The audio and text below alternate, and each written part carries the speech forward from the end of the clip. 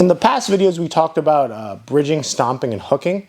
In this video, we're going to talk about a more specific application of why we're going to do some of these motions, particularly when we're dealing with an opponent who's on the feet and they're retreating or backing away.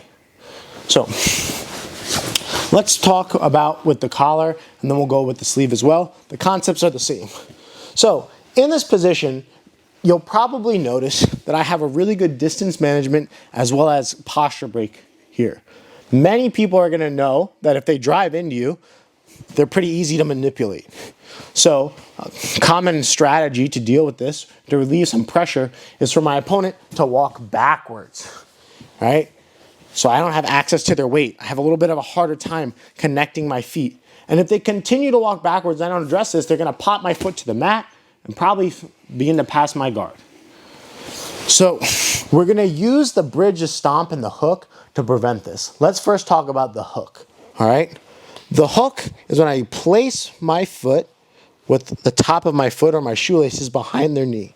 What this does is as they start to step backwards here, I'm controlling them. And if they really try to keep walking back, it's going to help me sit up, all right?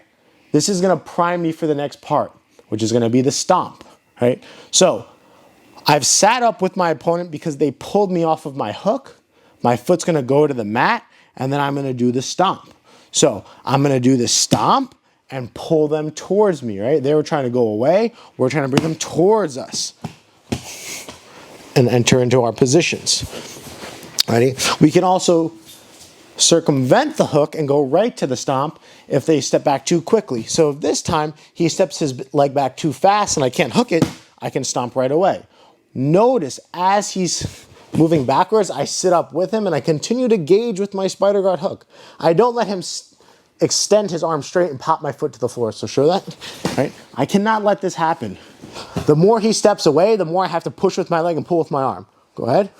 Yeah. I stomp. Yeah. So anytime our opponent's retreating, we're gonna connect to the mat or connect to them and pull them back towards us. Sitting up with our opponent will help us generate the most force in order to do so, right? As he's moving away, I sit up with him. I can start to collect, I can stomp,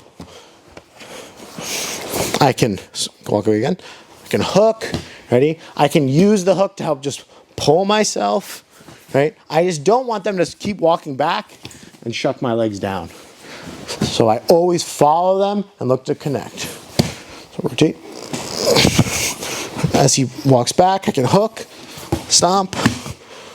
Right? If he walks back too quickly, I sit up and stomp right away.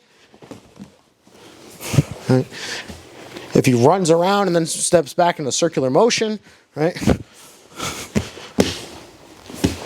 I use those same hooks, stomps, and bridges to pull them back in. We're looking to suck them back in and access that space under them.